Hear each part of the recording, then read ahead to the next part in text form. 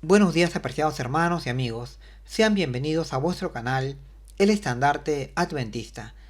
Bien, siguiendo con los estudios de nuestra lección de escuela sabática, el día de hoy continuaremos desarrollando el importante tema que versa sobre los padecimientos de nuestro amado Salvador, Cristo Jesús, en la cruz del Calvario, destacando en esta oportunidad ciertos detalles y acontecimientos que se dieron durante su crucifixión, las cuales, como veremos, estaban predichas en las escrituras del Antiguo Testamento con varios siglos de anticipación, y cuyo cumplimiento estaba destinado a ayudar a la nación judía a creer en Jesús como el Cristo de las Escrituras, de tal manera que lo pudiesen recibir como su Salvador, arrepintiéndose de sus maldades.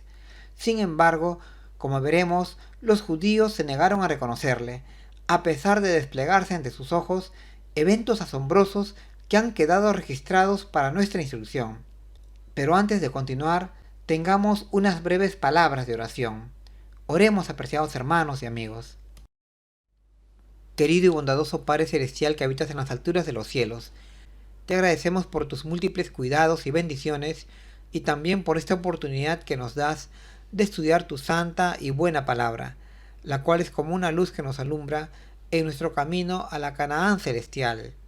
Queremos pedirte en esta hora la ayuda de tu Santo Espíritu para poder entender este interesante relato que acaeció a nuestro Señor Jesús, pues Él se entregó voluntariamente por nosotros para obtener la redención de nuestro perdido mundo, y así nosotros poder estar siempre junto a ti, adorándote y agradeciéndote por tus bondades. Te lo pedimos en el nombre de tu amado Hijo, nuestro Señor Jesús, con el perdón de nuestros pecados. Amén. Nuestra lección lleva por título Acontecimientos durante su gran sacrificio, un título que resume la idea central del presente estudio, ya que nos relatará la ocurrencia de ciertos hechos que se dieron durante la crucifixión del Señor Jesús, hechos que ya estaban descritos anticipadamente en las profecías del Antiguo Testamento, pero que se cumplieron exactamente con Jesús de Nazaret. Como párrafo de introducción, tenemos un interesante fragmento de la página 188 del tomo 2 del libro Testimonios para la Iglesia, en donde la mensajera del Señor, Ellen White, nos dice que lo que hizo tan amarga la copa de Jesús, es decir, su padecimiento y muerte en la cruz, no fue el sufrimiento físico, sino su comprensión del desagrado de su Padre hacia el pecado, puesto sobre sus hombros. Esto fue lo que acabó tan prestamente con la vida de Cristo en la cruz. Bueno, creo que también esta debe ser nuestra comprensión del pecado, como algo que es desagradable ante los ojos de Dios. Bien, comencemos entonces el desarrollo de nuestra lección. Burla y abuso. Pregunta número 1. ¿Qué hicieron los que estuvieron presentes en la terrible crucifixión de Jesús para expresar su desprecio por el Redentor del mundo y su sufrimiento? La Biblia nos relata que aquellos que estaban presentes al pie de la cruz contemplando al Señor Jesús crucificado, le injuriaban o insultaban, meneando la cabeza en son de burla y desprecio. Pero esta conducta ya estaba profetizada con varios siglos de anticipación, pues en el Salmo 109 y verso 25 se declaraba proféticamente que el siervo de Dios sería objeto de oprobio, es decir, que sería el blanco de ataques verbales. Y así fue con Jesús, pues la gente, en vez de tenerle lástima y compasión por estar sufriendo en la cruz, añadían a su dolor insultos, burlas y ofensas. Una lamentable actitud de aquellos que se decían ser pueblo de Dios o hijos de Abraham. Al respecto, Ellen White nos dice, a manera de exhortación, que nosotros, al contemplar la cruz, deberíamos aprender a ser humildes y sencillos y a amar a Cristo, poniéndole a Él en primer lugar en nuestras vidas, y también a proceder a arrepentirnos de nuestras maldades, pues Él, pudiendo rehusarse a subir a la cruz o castigar con una legión de ángeles a aquellos hombres que le maltrataban, sin embargo, Él no hizo nada de esto, sino que mansamente subió a la cruz sin abrir su boca, para comprar con su sangre nuestra redención. Muy importante consejo y apreciación de la mensajera del Señor acerca de la obra de Cristo, para aprender a amarlo y a comportarnos también nosotros como buenos hijos de Dios. Bien, pasemos a nuestra siguiente pregunta. Pregunta número 2. Además del sufrimiento del cuerpo y la mente, ¿qué se profetizó acerca de sus huesos? Bien, acerca de sus huesos, también durante la crucifixión se dio un cierto hecho o detalle que se profetizó acerca del Señor, y era que ninguno de sus huesos serían quebrados. Así estaba descrito tanto en el Salmo 34:20 como en Éxodo 12:46, en donde se decía que ninguno de sus huesos sería quebrado. Esta era una declaración de carácter profético, que se verificó con el Señor Jesús, pues de acuerdo al testimonio del apóstol Juan, testigo ocular de la crucifixión, él declaró que ninguno de los huesos del Señor fueron quebrados.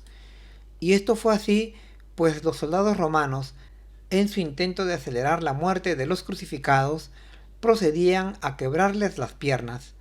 Sin embargo, cuando llegaron a donde el Señor Jesús, ellos, al verlo muerto, lo dejaron así, con lo cual se cumplió efectivamente la profecía.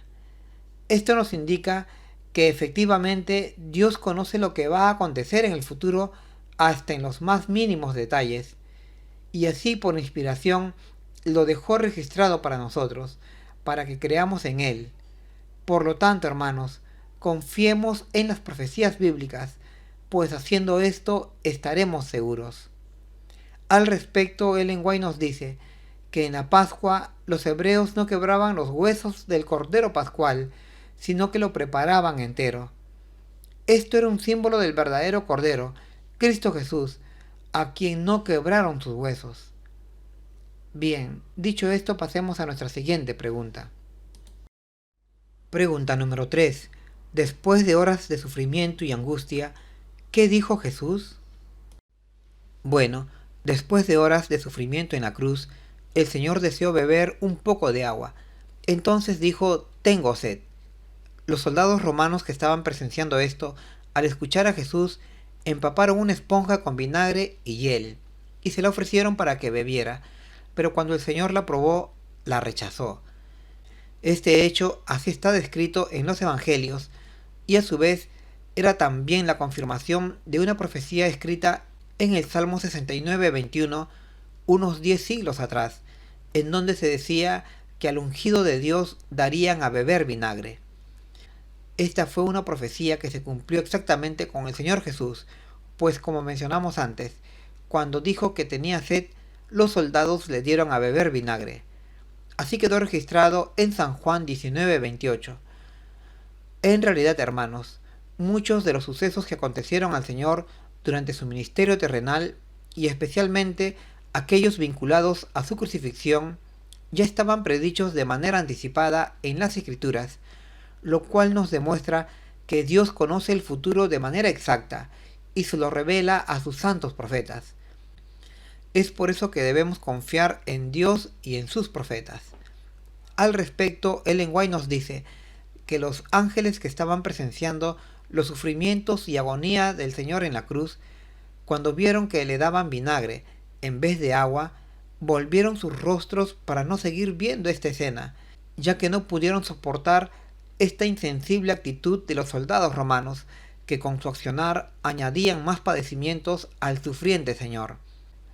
En realidad, hermanos, creo que nunca podremos compensar todo el sufrimiento que nuestro Señor padeció por nosotros. Nuestros pecados nos impiden valorar cuánto costó nuestra salvación. Sin embargo, entendemos que este sacrificio era necesario para pagar todas nuestras culpas, la vida del Señor por la vida de toda la humanidad. Bien, vayamos a nuestra siguiente pregunta. Pregunta número 4. ¿Qué se le ofreció al Señor para saciar su sed? ¿Y cuánto le hubiera costado a alguien ofrecerle un vaso de agua? De acuerdo a la Escritura, esta nos dice que al Señor Jesús le ofrecieron vinagre mezclado con hiel para que saciara su sed.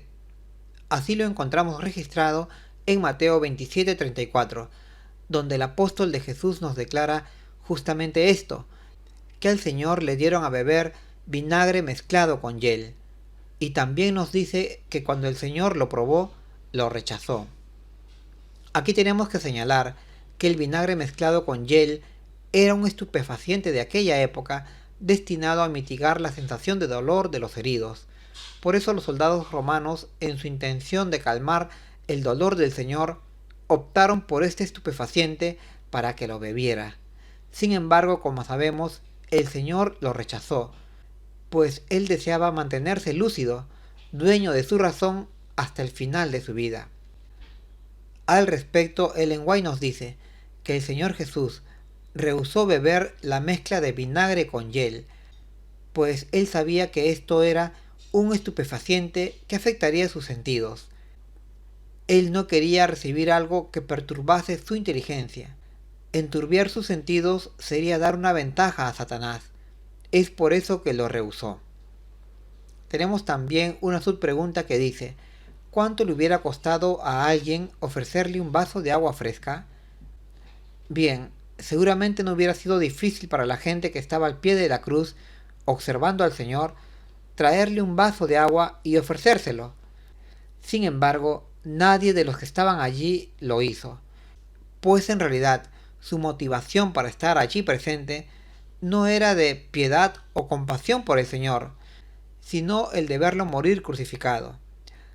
Recordemos que momentos antes, la multitud de Jerusalén había rechazado a Jesús y también había clamado por su crucifixión. Además, esta multitud que se encontraba al pie de la cruz se burlaba e insultaba al Señor, aún viéndole ya colgado en la cruz, y le instaban incluso a que bajara. Es decir, no tenían ni aprecio ni compasión por el Señor. Es por eso que ante su petición de agua para beber, ellos hicieron oídos sordos y no se apiadaron de Cristo. Esto hizo aún más extremo los padecimientos del Señor. Sin embargo, el Señor aún todo esto lo soportó para conseguir comprar con su sacrificio nuestra libertad del pecado y de Satanás. Un infinito esfuerzo que nosotros debemos valorar para poder estimar cuánto costó nuestra redención. Bien, pasemos a la siguiente pregunta. Oscuridad al mediodía. Pregunta número 5. ¿Qué ocurrió repentinamente cuando Jesús colgó de la cruz y la gente se burló? La Escritura nos dice que durante la crucifixión del Señor Jesús ocurrió un evento realmente asombroso y excepcional. Este fue el oscurecimiento del sol, que duró desde el mediodía hasta la hora novena. Así lo registra el apóstol Mateo, quien fue testigo ocular de estos hechos, en Mateo 27:45, en donde nos dice que desde la hora sexta hubo tinieblas sobre toda la tierra hasta la hora novena, es decir, desde el mediodía hasta las 3 de la tarde. Este fue un fenómeno inusual e inexplicable, humanamente hablando, pues nos dice que todo se cubrió de oscuridad durante 3 horas. Si hubiera sido un eclipse, la oscuridad solo habría durado unos pocos minutos, pero en este caso la oscuridad duró 3 horas. Sin embargo, este extraño fenómeno ya estaba predicho con anticipación varios siglos atrás, pues en Amós 8:9 se decía que Dios cubriría la tierra de tinieblas al mediodía, lo cual efectivamente ocurrió durante la crucifixión del Señor. Era como si el sol se negara a contemplar la terrible escena de la cruz y por eso apagó su luz. Y aunque este asombroso y extraño suceso fue visto por todos los habitantes y visitantes de Jerusalén, congregados allí para celebrar la fiesta de la Pascua, sin embargo, ninguno apreció en este fenómeno que era una señal de parte de Dios, la cual ya antes estaba profetizada por el vidente Amós. Y así, hermanos, tal como vemos el cumplimiento de estos eventos proféticos en la época del Señor, así también en nuestro tiempo, los eventos proféticos correspondientes también se cumplirán con seguridad, por lo que debemos creer y arrepentirnos de nuestras maldades para que no seamos hallados faltos, tal como lo fue la nación judía. Bien, pasemos a nuestra siguiente pregunta. Pregunta número 6. en qué estado se encontraban los enemigos del Salvador, aunque creían que estaban llenos de luz y habían obtenido la victoria, y con una densa oscuridad en todas partes durante 3 horas a partir del mediodía. ¿Qué deberían haber considerado los judíos? Cuando observamos los hechos que se sucedieron alrededor de la crucifixión del Señor y vemos el comportamiento malvado, cruel e injusto de la nación escogida, entendemos que los judíos se hallaban muy lejos de aquella justicia que predicaban. En realidad, como decía la profecía, se hallaban en un estado de tinieblas más que de luz. No eran la nación justa que profesaban ser, ni practicaban las leyes sabias que les debería distinguir entre las naciones. Pero esta lamentable condición moral de los judíos ya estaba predicha por los profetas de la antigüedad, pues en Isaías 59, versos 9 y 10, se declaraba que el juicio y la justicia se habían alejado de ellos, de los judíos, claro está, y andaban en tinieblas u oscuridad.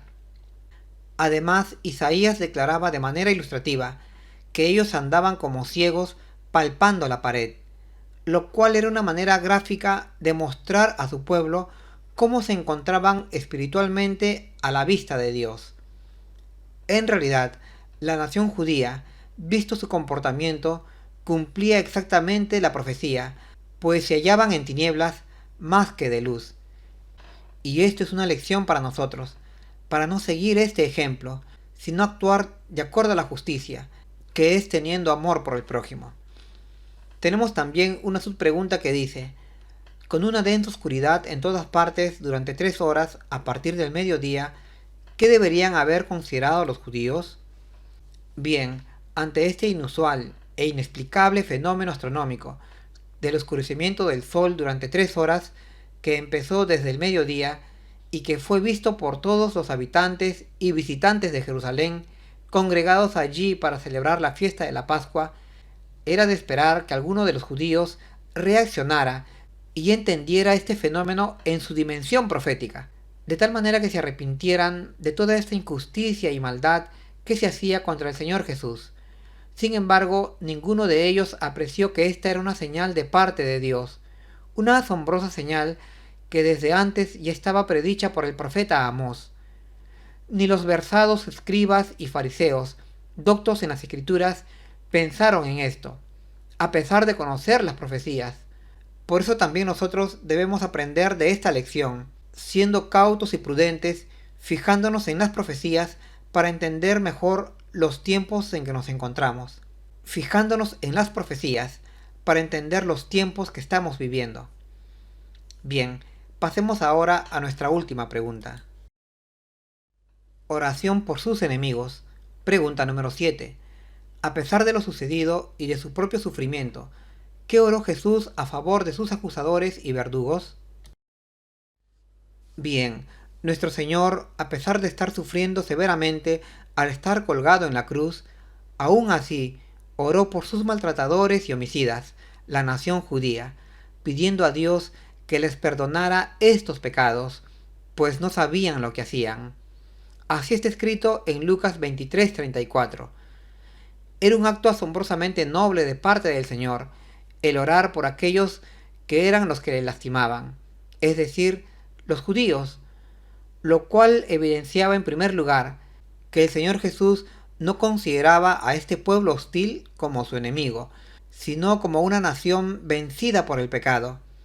Y en segundo lugar, su amor por su nación era incondicional, aunque ellos no lo entendían así.